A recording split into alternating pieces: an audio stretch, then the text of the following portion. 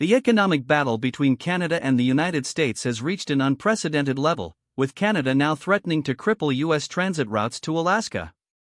This comes as a direct response to former President Donald Trump's aggressive 25% tariff on Canadian goods, reigniting tensions between the two nations. Instead of backing down, Canadian leaders are taking drastic steps that could severely disrupt trade and travel. In a move that has shocked many, British Columbia Premier David Eby has announced his province's plan to impose tolls on commercial trucks traveling between the mainland U.S. and Alaska. This unprecedented decision is seen as a direct counterattack against Trump's tariffs, signaling that Canada will not tolerate economic bullying. The new policy could heavily impact Alaskan businesses and consumers who depend on goods transported through Canada. Eby has justified the move by claiming that Canada must diversify its trade routes and reduce its dependency on the U.S. economy. But critics argue that this is a reckless act of economic warfare that will hurt ordinary Americans and Canadians alike. Alaskan officials, including Governor Mike Dunleavy, are pleading for diplomatic intervention to prevent what they describe as a devastating supply chain disruption. Meanwhile, the Alaska Trucking Association has warned that increased transportation costs will drive up prices on essential goods such as food and oil industry equipment. Ontario Premier Doug Ford has taken things even further by announcing a staggering 25% hike in charges for electricity exports to the United States.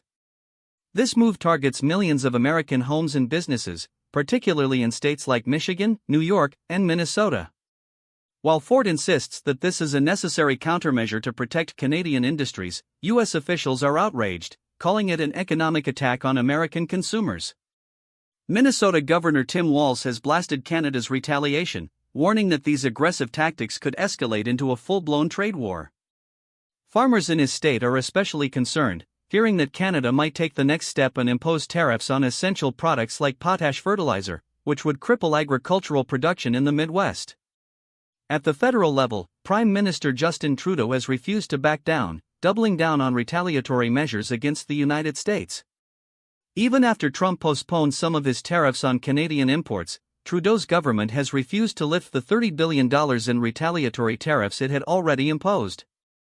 Products ranging from American orange juice to motorcycles are being hit with hefty fees, sending a clear message that Canada will not be pushed around. What's even more alarming is the looming second wave of tariffs, estimated at $125 billion. While Trudeau has temporarily held off on implementing them, political insiders suggest that he is prepared to unleash them the moment Trump escalates his economic warfare. With both countries digging in their heels, the situation is spiraling toward an all-out trade war. Canada's drastic measures are seen by some as justified self-defense, while others believe they are reckless and could backfire, harming Canadian businesses just as much as American ones. The question remains, how far is Trudeau willing to go to prove that Canada won't be bullied? And will Trump retaliate even harder, pushing the two nations into an economic crisis?